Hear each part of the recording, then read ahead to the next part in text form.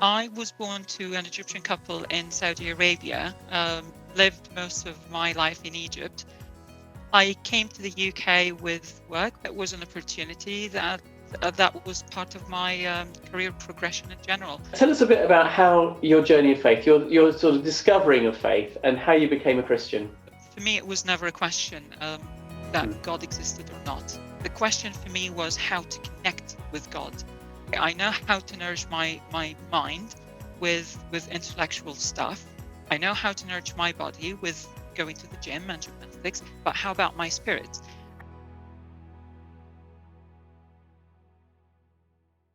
Coming from a Muslim background, I started bombarding him with a lot of questions about Jesus and his divinity and why Jesus and the blood of Jesus and the crucifixion. And he was just answering effortlessly. And at the end, he gave me a copy of the New Testament, which I keep it here all the time. I read it through the week, and next Sunday, I followed the sounds of the bells to St. Lawrence's um, and asked when is the next Alpha course. And you answered, well, for you, it's us next week. And the rest is history. So, Noor, you came on Alpha, and we did weeks 1 and 2, and then I think it was about week 4 that you turned up with wearing a cross. So, what happened? Well, how did you get to be wearing a cross? The most important things that why Jesus? Why did he die? Did he really die? And why why did he die for me? I mean, I, I keep hearing Jesus died for you. Jesus did that for you. Why me? Who am I so that Jesus would do anything like that for me? And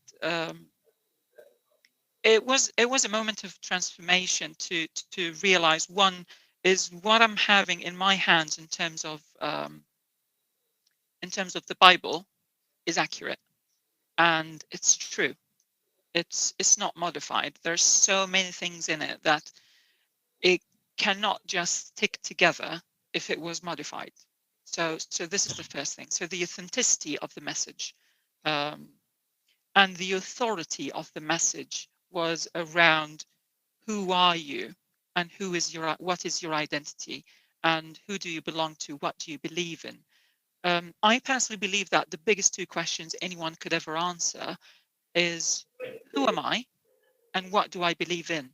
After we talked about Jesus' divinity and the crucifixion, and we talked about the Holy Spirit, uh, the penny just dropped, and I knew exactly what do I believe in, and it changed. It changed me. It changed me for good. The difference mainly is where am I rooting my identity? So previously, I've always rooted my identity in what I do, what people think about me, what people say about me, and so on and so forth. But coming to faith, there is a much deeper, much important, um, prominent root for my identity, which is in God, that I am a child of God. Everyone is accepted, everyone is welcomed, everyone is loved. There is nothing you would do to earn anyone's love. There's nothing you can do to earn God's love. It is granted, it is given. So, for a Bible passage, what would be your favorite Bible passage? The first one is in John chapter 5, and it says, "The Father judges no one, but entrusted all the judgment to the Son." So, if God the Father doesn't judge anyone, who am I to judge anyone? Who's anyone to judge me? So there is a huge element of acceptance without boundary. And I'm digging up my second passage. Um, and this is where I felt it was speaking to me where to root my identity.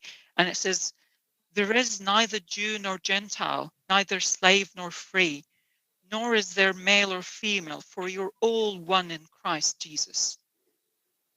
Wow, what a powerful message.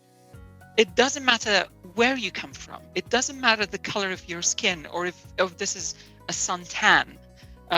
It doesn't matter what who do you love, or how do you live your life. It doesn't matter any of that. What Mm. really matters is who you are and where your identity is rooted in Jesus, in faith. The rest of my blood family is in Egypt and scattered different places around the world. But now I have a bigger family, a family that loves and encourages and nourishes, and where everyone is encouraged to reach their full potential and have fun doing it.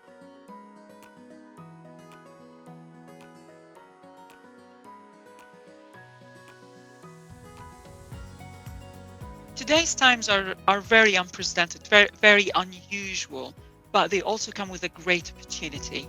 There are so many churches now that have their services online. Have a look. Dip your toes. What you got to lose? Have a read for yourself. Come and see for yourself. Mull over it.